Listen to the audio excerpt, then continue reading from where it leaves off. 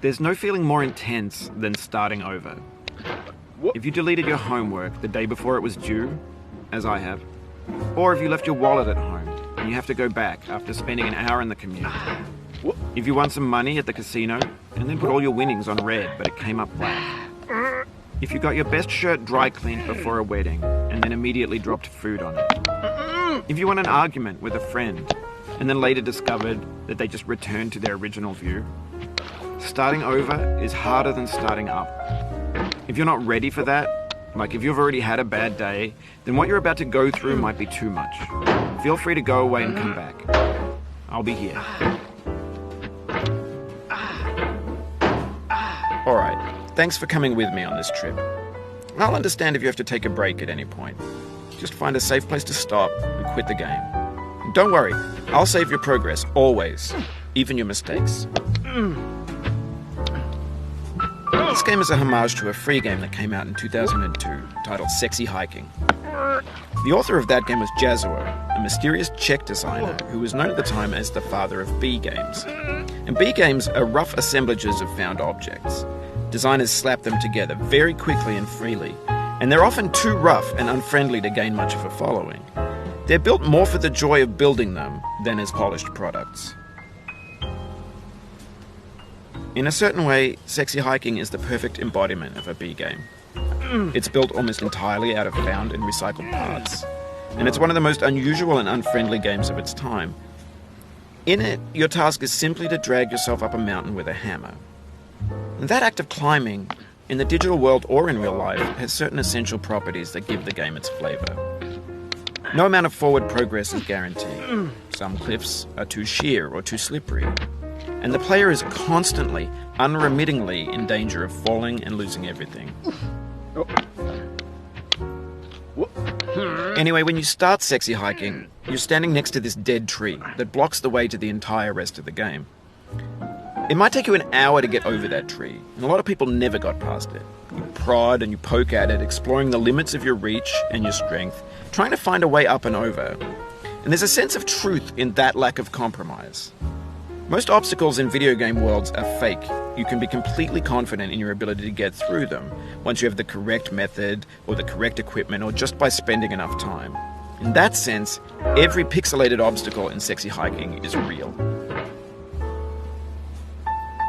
The obstacles in Sexy Hiking are unyielding, and that makes the game uniquely frustrating. But I'm not sure Jazuo intended to make a frustrating game. The frustration is just essential to the act of climbing, and it's authentic to the process of building a game about climbing. A funny thing happened to me as I was building this mountain. I'd have an idea for a new obstacle, and I'd build it, test it, and it would usually turn out to be unreasonably hard. But I couldn't bring myself to make it easier. It already felt like my inability to get past the new obstacle was my fault, as a player rather than as a builder. Imaginary mountains build themselves from our efforts to climb them, and it's our repeated attempts to reach the summit that turns those mountains into something real.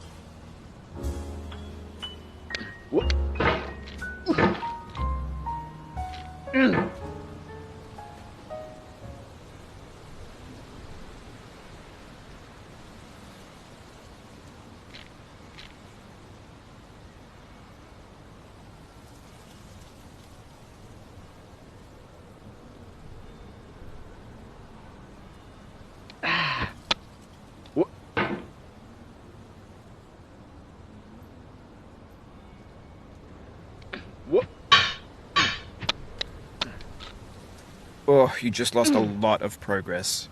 That's a deep frustration, a real punch in the gut.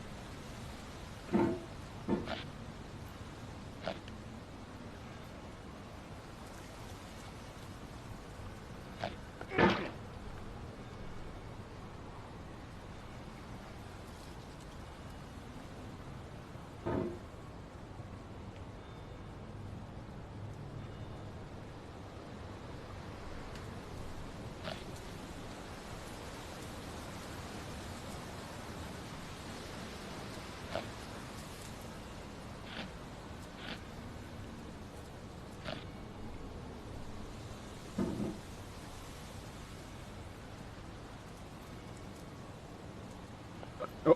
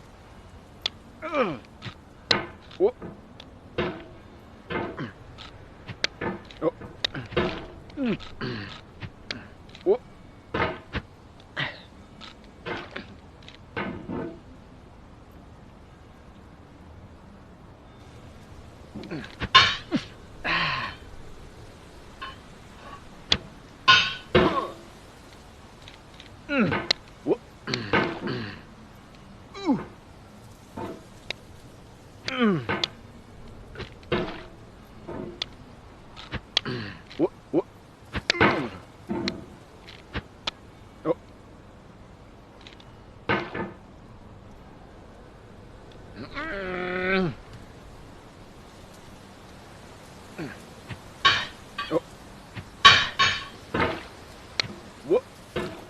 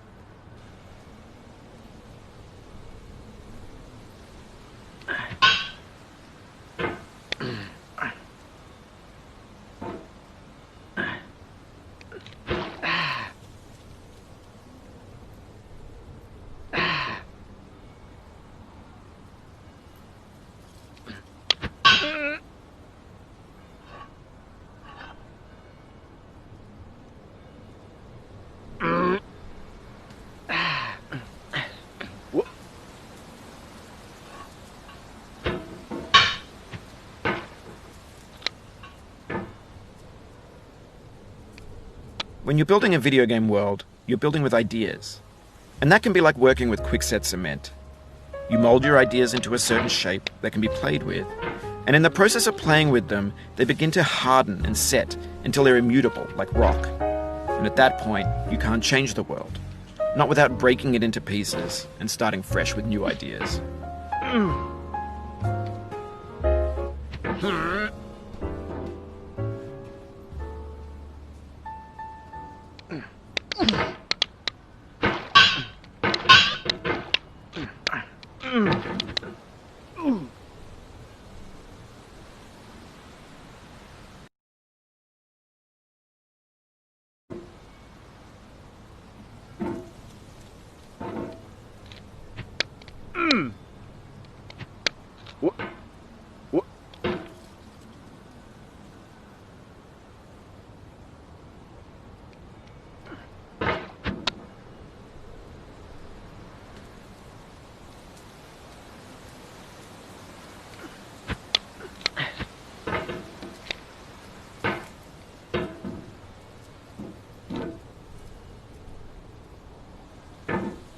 You've done this part before. You know it's possible.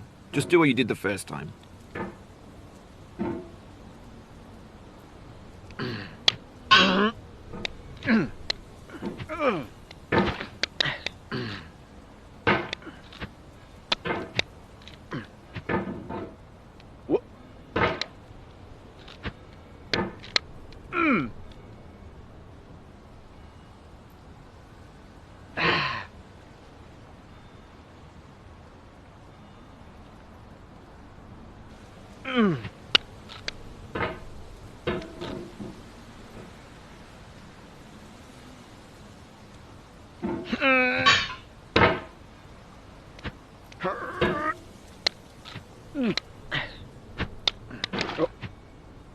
Music